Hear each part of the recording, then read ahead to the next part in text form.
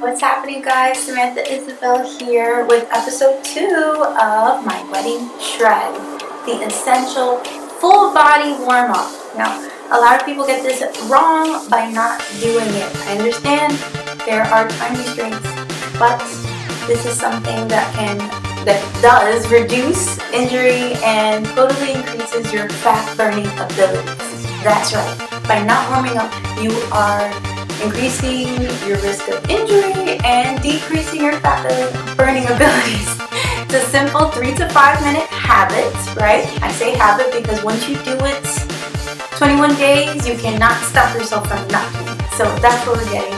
We're going to do this full body warm up so that you can use it and burn some fat, which is why we're all here. Am I right? Now, if you haven't already, please subscribe to my channel, and if you have, just click the little bell so you can see a little update every time I upload a new video, which is every Saturday. Now let's get into it. Let's burn some fat.